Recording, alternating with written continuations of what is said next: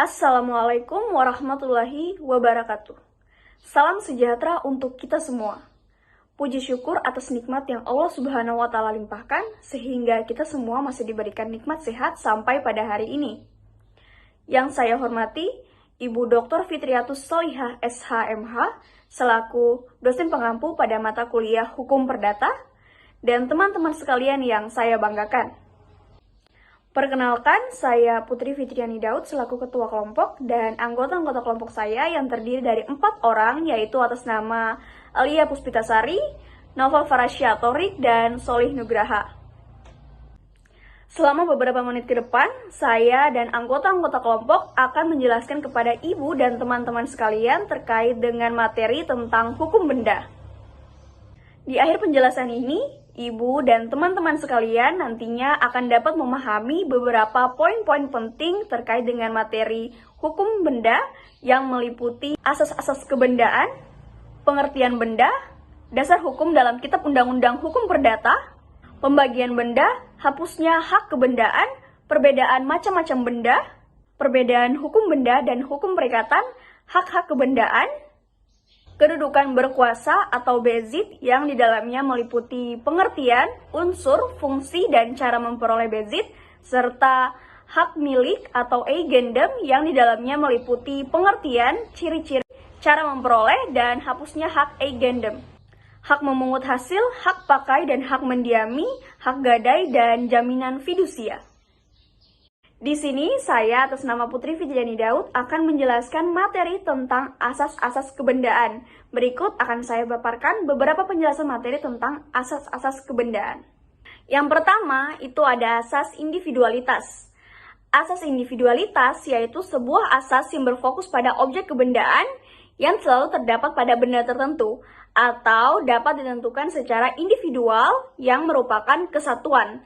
Nah, hak kebendaan ini selalu benda yang dapat ditentukan secara individu yang artinya berwujud dan merupakan satu kesatuan yang ditentukan menurut jenis jumlahnya.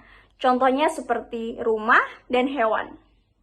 Yang kedua itu ada asas totalitas. Asas totalitas merupakan suatu asas yang dimana hak kebendaannya terletak di atas seluruh objeknya sebagai satu kesatuan. Misal, seseorang memiliki sebuah rumah, maka otomatis dia adalah pemilik jendela, pintu, kunci, dan benda-benda lainnya yang menjadi pelengkap dari benda pokoknya atau tanah. Yang ketiga, itu ada asas tidak dapat dipisahkan. Asas tidak dapat dipisahkan yaitu sebuah asas yang menjelaskan terkait dengan orang yang berhak tidak boleh memindah tangankan sebagian dari kekuasaan yang termasuk hak kebendaan yang ada padanya. Contoh kasusnya seperti seseorang tidak dapat memindah tangankan sebagian dari wewenang yang ada padanya atas suatu hak kebendaan seperti memindahkan sebagian penguasaan atas sebuah rumah kepada orang lain. Penguasaan atas rumah harus utuh, karena itu pemindahannya juga harus utuh. Yang keempat itu ada asas publisitas. Asas publisitas yaitu asas yang di dalamnya menjelaskan terkait dengan hak kebendaan atas benda yang tidak bergerak yang diumumkan dan didaftarkan dalam register umum. Contohnya seperti pengumuman status kepemilikan suatu benda tidak bergerak atau tanah kepada masyarakat melalui pendaftaran dalam buku tanah atau register. Sedangkan pengumuman benda bergerak itu terjadi melalui penguasaan nyata benda itu. Yang kelima itu ada asas spesialitas. Asas spesialitas merupakan suatu asas yang menjelaskan terkait dalam sebuah lembaga hak kepemilikan hak atas tanah secara individual harus ditunjukkan dengan jelas, wujud, batas, letak, dan luas tanah. Contoh asas ini terdapat pada hak milik, hak guna usaha, dan hak bangunan atas benda tetap. Dan yang keenam itu ada asas Zakfelokatodroid de suite atau yang mengikuti, yang artinya benda itu terus-menerus mengikuti bendanya dimanapun juga atau dalam tangan siapapun juga barang itu berada. Yang ketujuh itu ada asas aksesie atau asas pelekatan. Asas pelekatan merupakan suatu asas yang menjelaskan terkait dengan suatu benda yang biasanya terdiri atas bagian-bagian yang melekat menjadi satu benda dengan benda pokok. Contohnya seperti hubungan antara bangunan dengan kosen, genteng, pintu, dan jendela. Menurut asas ini, Pemilik benda pokok dengan sendirinya merupakan pemilik dari benda pelengkap. Dengan perkataan lain, status hukum benda pelengkap mengikuti status hukum benda pokok. Yang kedelapan itu ada asas Zaklik Akti. Asas Zaklik Akti adalah sebuah asas yang mengatur tentang hak untuk menggugat apabila terjadi gangguan atas hak tersebut. Contoh kasusnya seperti penuntutan kembali, gugatan untuk menghilangkan gangguan-gangguan atas haknya, gugatan untuk memulihkan secara semula, gugatan untuk menuntut ganti rugi, dan lain-lain. Kemudian yang kesembilan itu ada asas hukum pemaksa atau Dewingenrecht. Asas hukum pemaksa merupakan sebuah asas yang menjelaskan bahwa orang tidak boleh mengadakan hak kebendaan yang sudah diatur dalam undang-undang. Aturan yang sudah berlaku menurut undang-undang wajib dipatuhi atau tidak boleh disampingi oleh para pihak. Yang ke-10 itu ada asas dapat dipindahtangankan. Asas dapat dipindahtangankan yaitu sebuah asas yang dimana semua hak kebendaan dapat dipindahtangankan. Menurut Perdata Barat, tidak semua dapat dipindahtangankan atau seperti hak damai dan hak mendiami. Tetapi, setelah berlakunya Undang-Undang Hak Atas Tanah atau UU HT, semua hak kebendaan dapat dipindahtangankan. Kemudian pada poin B, yaitu pengertian benda. Pengertian benda dalam artian ilmu pengetahuan hukum ialah segala sesuatu yang dapat menjadi objek hukum. Menurut Kitab Undang-Undang Hukum Perdata pada pasal 499, pengertian benda adalah segala sesuatu yang dapat menjadi objek hak milik. Benda sebagai objek berarti lawan dari subjek atau orang dalam hukum. Baik, di sini saya juga akan menjelaskan materi pada poin C, yaitu dasar hukum dalam Kitab Undang-Undang Hukum Perdata. Dasar hukum dalam Kitab Undang-Undang Hukum Perdata itu berdasarkan catatan Napoleon pada tahun 1804, yang kemudian telah dihimpun hukum perdata yang dinamakan Code Civil de France.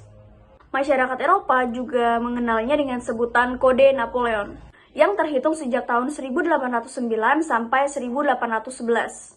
Di mana Prancis tengah menjajah Belanda. Seiring dengan itu pula, Raja Lodewijk Napoleon menerapkan Wetboek Napoleon Ingerik voor het Koninkrijk Holland, yang dimana isinya juga hampir sama dengan Kode Sivil de France dan Kode Napoleon yang diberlakukan menjadi sumber hukum perdata Belanda.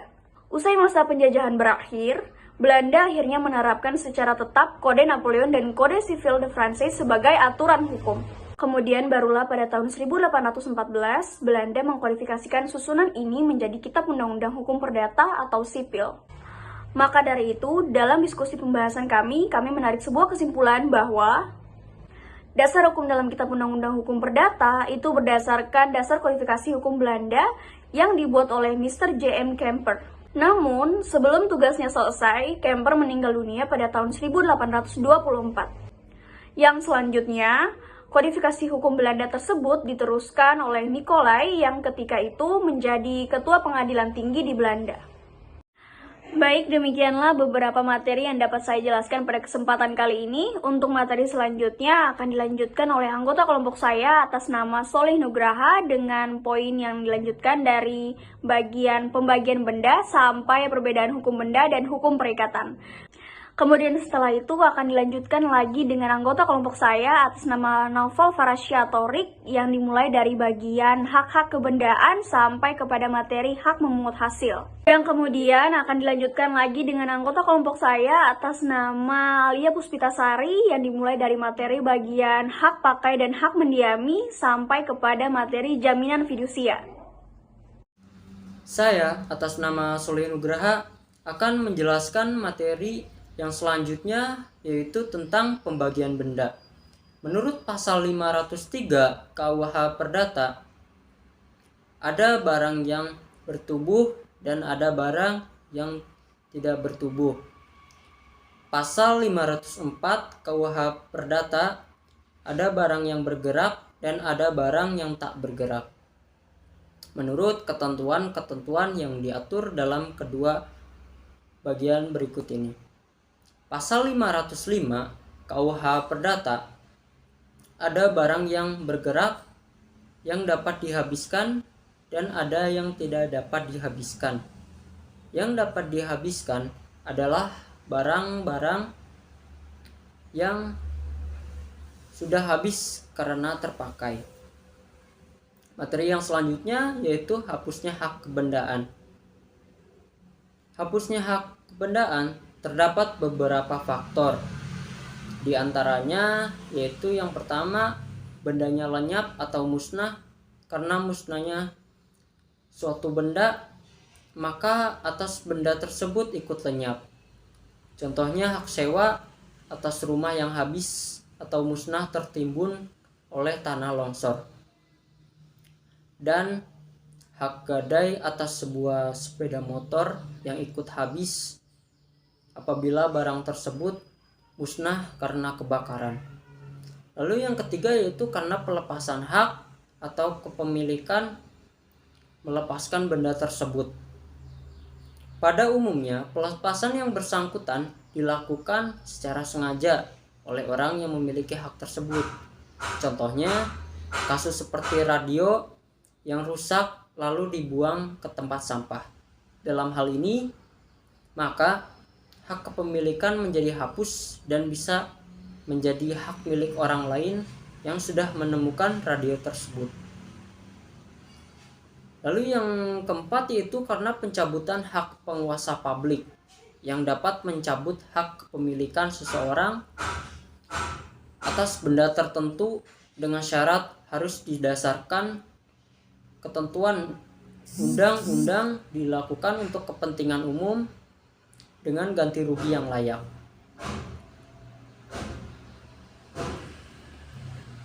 Lalu materi yang selanjutnya yaitu perbedaan macam benda. Menurut Profesor Sudewi Mascuen Sofwan, benda dibedakan atas yang pertama yaitu benda yang berwujud dan benda yang tidak berwujud, benda yang bergerak dan benda yang tidak bergerak, benda yang dipakai habis dan benda yang tidak dipakai habis, benda yang sudah ada dan benda yang masih akan ada, benda yang di dalam perdagangan dan benda yang di luar perdagangan, benda yang dapat dibagi dan benda yang tidak dapat dibagi. Dari benda-benda tersebut, yang terpenting adalah benda yang bergerak dan benda yang tidak bergerak. Benda bergerak diantaranya benda bergerak karena sifatnya, yaitu menurut pasal 509 KUH Perdata, benda bergerak karena ketentuan undang-undang pada pasal 511 KUH Perdata. Lalu benda tidak bergerak diantaranya benda bergerak karena sifatnya, benda tidak bergerak karena tujuannya, dan benda tidak bergerak menurut undang-undang. Lalu materi yang selanjutnya yaitu perbedaan hukum benda dan hukum perikatan.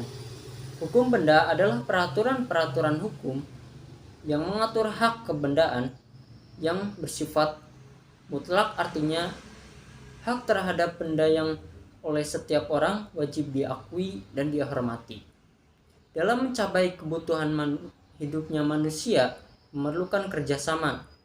Mereka saling mengikatkan diri untuk memenuhi suatu prestasi.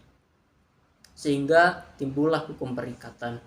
Hukum perikatan adalah peraturan-peraturan yang mengatur perhubungan yang bersifat kehartaan antara dua orang atau lebih, di mana pihak pertama atas sesuatu prestasi atau pemenuhan sesuatu dan pihak yang lain wajib memenuhi suatu prestasi tersebut. Saya atas nama Naufal akan melanjutkan materi tentang hak-hak kebendaan. Hak-hak kebendaan, zakelijk recht, ialah suatu hak yang memberikan kekuasaan langsung atas suatu benda yang dapat dipertahankan terhadap setiap orang. Suatu hak kebendaan memberikan kekuasaan atas suatu benda. Yang kedua, bezit, pengertian. Bezit ialah suatu keadaan lahir di mana seseorang menguasai suatu benda seolah-olah kepunyaannya sendiri, yang oleh hukum diperlindungi dengan tidak mempersoalkan hak milik atas benda itu sebenarnya ada pada siapa. Perkataan bezit berasal dari perkataan zitten, sehingga secara letterlich berarti menduduki. Unsur bezit, korpus, yaitu adanya hubungan antara orang yang bersangkutan dengan bandanya. Hal ini dapat terjadi apabila orang tersebut menguasai benda itu. Animus, yaitu adanya kemauan atau keinginan dari seorang tersebut untuk menguasai benda itu serta menikmatinya seolah-olah kepunyaan sendiri. Fungsi bezit, polisionil, yaitu bezit mendapat perlindungan dari hukum sesuai dengan ketentuan pasal 533 KUH Perdata. Zakenrechtstel, apabila bezit berlangsung selama jangka waktu tertentu dan tidak ada protes dari pemiliknya, maka bezit akan berubah menjadi hak milik. Cara memperoleh bezit. Occupation, yaitu memperoleh bezit tanpa bantuan orang lain yang lebih dulu membezitnya. Baik benda bergerak maupun tidak bergerak dapat diperoleh dengan cara ini. Occupation terhadap benda bergerak hanya berlaku untuk benda bergerak yang tidak ada pemiliknya, misalnya ikan di sungai, burung di hutan, dan lain-lain. Selanjutnya tentang hak milik atau eigendom. Pasal 570. Pengertian hak milik adalah hak untuk menikmati kegunaan suatu kebendaan dengan leluasa dan untuk berbuat bebas terhadap kebendaan itu dengan kedaulatan sepenuhnya, asal tidak bersalahan dengan undang-undang atau peraturan umum yang ditetapkan oleh suatu kekuasaan yang berhak menetapkannya dan tidak mengganggu hak orang lain. Ciri-ciri hak milik. 1. Hak milik atau hak eigendom merupakan induk dari hak-hak kebendaan lainnya. 2. Dari segi kuantitasnya, hak eigendom merupakan hak yang selengkap-lengkapnya. 3. Hak milik atau eigendom mempunyai sifat yang tetap dalam artian tidak akan lenyap terhadap kebendaan lainnya. 4. Hak milik mengandung inti dari semua hak kebendaan lainnya. Cara memperoleh hak milik atau eigendom menurut pasal 584 KUH Perdata dapat dideskripsikan bahwa eigendom hanyalah dapat diperoleh dengan jalan: 1. Pengambilan, contohnya membuka tanah atau memecing ikan. 2. Natraking, yaitu jika suatu benda bertambah besar atau berlipat karena perbuatan alam. Contoh tanah bertambah besar sebagai akibat gempa bumi, kuda beranak, pohon berbuah. 3. Lewat waktu, verjaring. 4. Pewarisan. 5. Penyerahan, overdrage atau levering, berdasarkan suatu titel pemindahan hak yang berasal dari seseorang yang berhak memindahkan eigendom. Hapusnya hak eigendom. Sebab-sebab yang mengakibatkan hapusnya hak milik yaitu: 1. Karena ada orang lain yang memperoleh hak milik atas suatu benda yang sebelumnya menjadi hak milik seseorang, dengan salah satu cara untuk memperoleh hak milik seperti telah diuraikan di atas. 2. Karena musnahnya benda yang dimiliki. 3. Karena pemilik melepaskan benda yang dimilikinya dengan maksud untuk melepaskan hak miliknya. Selanjutnya, hak memungut hasil. Kewajiban dari pemegang hak memungut hasil diatur di dalam pasal 782 sampai 806 BW yang mendeskripsikan bahwa: 1. Kewajiban pada permulaan adanya hak memungut hasil. Membuat pencatatan inventarisasi terhadap benda-bendanya seperti yang diatur dalam pasal 783 KUH Perdata. Mengadakan jaminan-jaminan yang diperlukan, asuransi dan lain sebagainya terhadap benda-benda yang bersangkutan seperti yang diatur dalam pasal 785 KUH Perdata. 2. Kewajiban selama adanya hak memungut hasil. Mengadakan perbaikan terhadap benda-benda seperti yang diatur dalam pasal 793 KUH Perdata. Menanggung biaya perbaikan dan pajak yang harus dibayar dalam pengelolaan benda-benda itu seperti yang diatur dalam pasal 796 KUH Perdata.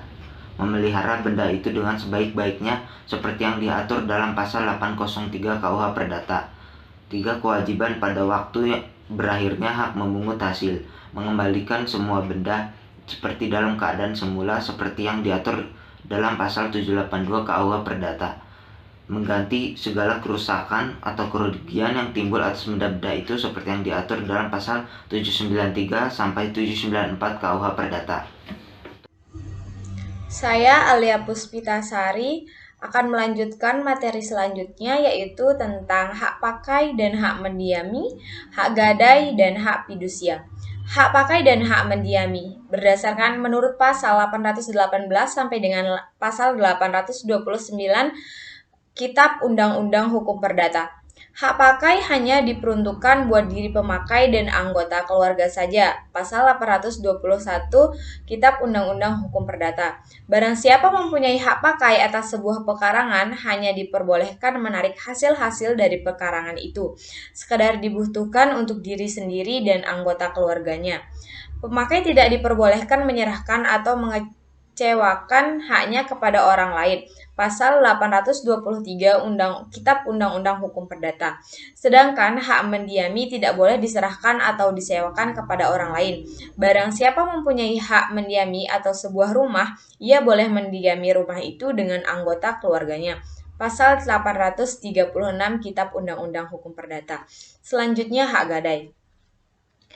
Berdasarkan pasal 1150 Kitab Undang-Undang Hukum Perdata tentang gadai ini menyebutkan bahwa gadai adalah suatu hak yang diperoleh seorang berpiutang atas suatu barang bergerak yang diserahkan kepadanya oleh seorang berutang atau oleh seorang lain atas namanya, dan yang memberikan kekuasaan kepada si berpiutang itu untuk mengambil pelunasan dari barang tersebut secara didahulukan daripada orang-orang berpiutang lainnya, dengan kekecualian biaya untuk melelang barang tersebut dan biaya yang telah dikeluarkan untuk menyelamatkannya setelah barang itu digadaikan. Biaya-biaya mana harus didahulukan. Di dalam arti yang sempit, dari beberapa kasus yang terjadi yang berkaitan dengan hak gadai, maka kami menyimpulkan bahwa gadai itu diperjanjikan dengan maksud untuk memberikan jaminan atas utang piutang yang dilakukan oleh debitur kepada kreditur. Dalam rangka untuk mengamankan piutang kreditor, maka debitur menyerahkan barang berupa benda bergerak atau bernilai yang digunakan sebagai jaminan atas piutang tersebut sampai pelunasan hutang dari debitur. Dan pemegang gadai itu adalah pihak kreditur. Dan persyaratan itu juga sudah dijelaskan di atas pasal 1150 Kitab Undang-Undang Hukum Perdata dan selanjutnya berdasarkan ketentuan berada pada pasal 1152 ayat 1 dan 2 Kitab Undang-Undang Hukum Perdata. Dan menurut hukum, apabila debitur cedera janji, baik kreditor pemegang hak tanggungan maupun kreditor yang biasa dapat mengajukan permohonan eksekusi kepada pengadilan melalui gugatan perdata. Tetapi, sebagai debitor yang mencicil barang tersebut ke leasing, Anda memiliki kendaraan tersebut secara fidusia dan berhak memakai, meminjamkan, dan memodifikasinya selama tidak ada masalah dalam proses pelunasan pinjaman. Pihak leasing memberikan hak kepemilikan tersebut kepada debitur dengan kepercayaan bahwa yang bersangkutan akan membayar kembali dana yang dikeluarkan untuk membeli kendaraan tersebut hingga lunas beserta bunganya sesuai ketentuan yang telah disepakati. Setelah semua pinjaman lunas, barulah hak kepemilikan akan berpindah tangan ke debitur secara tuntas. Karena hanya berdasarkan asas kepercayaan yang memiliki dasar hukum, maka proses pengalihan kepemilikan ini disebut dengan fidusia. Sedangkan kendaraan yang dibeli tersebut menjadi jaminan fidusia karena masih bisa diambil kembali oleh pemilik yang sebenarnya atau kreditor selama debitur belum membayar pinjaman hingga lunas. Pada prakteknya, penjaminan fidusia diatur oleh Undang-Undang Nomor 42 Tahun 1999 yang mengatur tentang hak dan kewajiban debitur maupun kreditor. Mengenai jaminan fidusia itu sendiri sebenarnya bersifat aksesorir karena dapat berubah sesuai dengan kondisi perjanjian utamanya, yaitu perjanjian hutang piutang. Oleh karena itu, jika hutang yang diberikan telah dilunasi sesuai dengan ketentuan yang telah disepakati kedua belah pihak, maka perjanjian mengenai jaminan fidusia juga akan terhapuskan karena memiliki dasar hukum yang mengaturnya. Maka pelanggaran akan perjanjian fidusia dan jaminan fidusia dapat mengakibatkan sanksi hukum baik pidana maupun perdata. Hal ini dilakukan untuk menghindari kecurangan-kecurangan yang dapat dilakukan salah satu pihak sehingga merugikan pihak lainnya. Selanjutnya tentang hak fidusia. Dalam pasal 1, angka 1, Undang-Undang Nomor 42 Tahun 1999 tentang jaminan fidusia. Pasal 1 angka 1 Undang-Undang tentang Jaminan Fidusia menentukan bahwa fidusia adalah pengalihan hak kepemilikan suatu benda atas dasar kepercayaan dengan ketentuan bahwa benda-benda yang hak kepemilikannya dialihkan tersebut tetap dalam penguasaan pemilik benda. Contoh kasus yang paling sederhana dari fidusia adalah pembelian motor atau motor secara kredit dengan menggunakan perusahaan pembiayaan atau leasing. Secara tertulis, barang yang dibeli masih merupakan hak milik dari perusahaan pembiayaan tersebut yang telah membelinya secara kontan dari dealer. Demikian beberapa penjelasan materi yang bisa saya dan anggota-anggota kelompok sampaikan pada kesempatan kali ini. Saya selaku ketua kelompok memohon maaf yang sebesar-besarnya apabila ada tutur kata maupun tindakan yang kurang berkenan bagi ibu dan teman-teman sekalian. Akhir kata, saya ucapkan terima kasih. Billahi fisabilil haq wastabiqul khairat. Wassalamualaikum warahmatullahi wabarakatuh.